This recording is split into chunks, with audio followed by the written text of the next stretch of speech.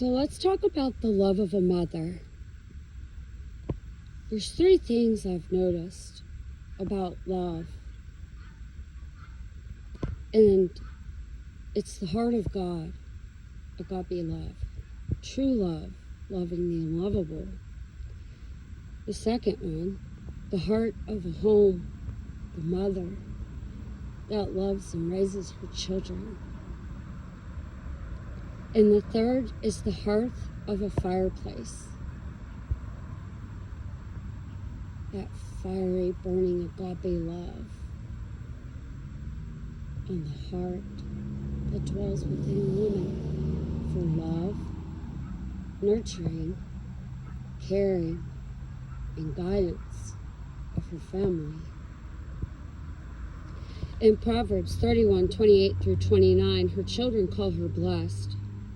Isaiah 66:13, God comforts like a mother and embraces you, just as I bear witness.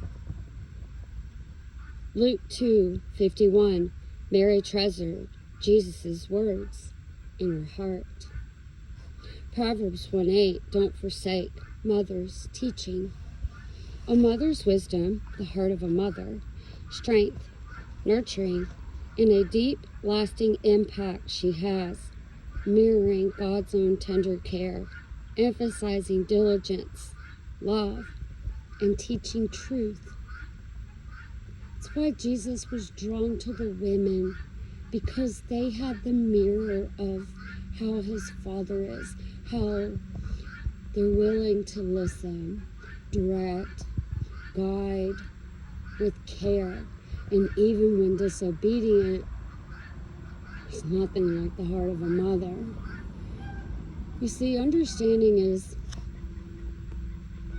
it's better to go through a mother,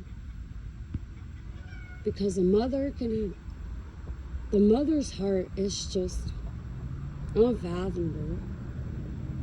And you know, when you think of our earthly dads, if you've had one that was a protector and one of authority, I can tell you, I would rather be chased by my mother than my father. Or should I say dad, earthly dad. Can you imagine if you're chased by your earthly mother here with your spiritual mother, and you don't listen and continue in disobedience? I don't know if I'd want to be on the other side of the Father and going to him directly. So in Genesis, which we discussed before, 3:20, the man called his wife's name Eve because she was the mother of all living.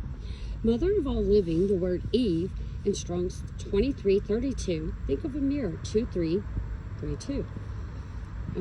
Chavah is life giver, and Strong's Hebrew 23:31, which is the one that followed the path for a life giver, to show, to declare, to live, unveiling that moves truth from concealment to clarity.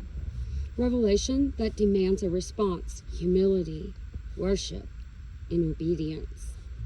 And these verses correlate Psalm 19:2, John 17:26, Hebrews 1:1-2, Psalm 22:22, Hebrews 2:12, Acts 20:27. God grants truth that must be voiced, proclamation that stirs awe, correction, and ultimately worship.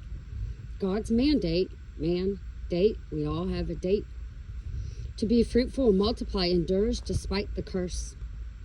You can't bless what God, or curse what God has blessed.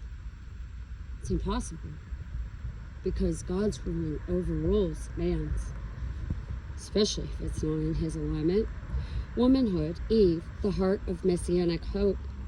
Faithfulness that begins with Eve's restored relationship to God. Hebrews 23:32 portrays far more than a proper name.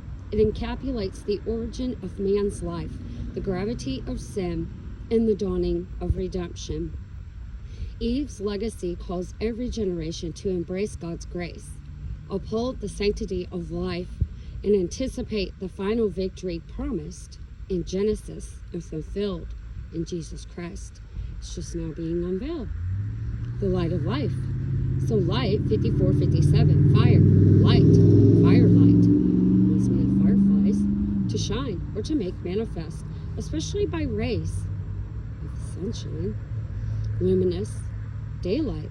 Light is the primary biblical image for God's self-disclosure, moral purity, saving truth, and transforming power.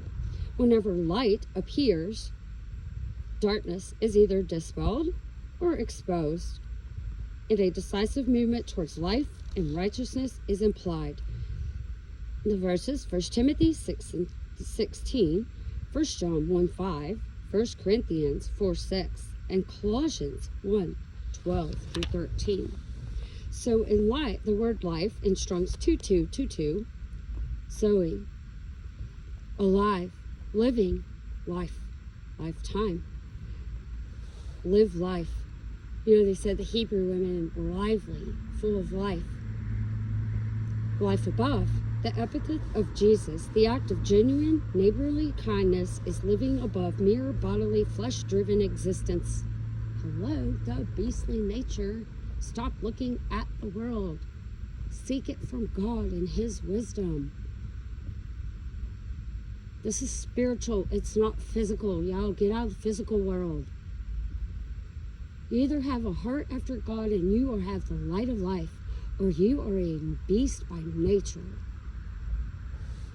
Intimately shares His image, which gives all the capacity to know His eternal life, vitality, fullness of life. Life is a gift from a mother, physically and also spiritually. It's being revealed by Father. His Spirit. He said, not by might, not by power, but by my Spirit.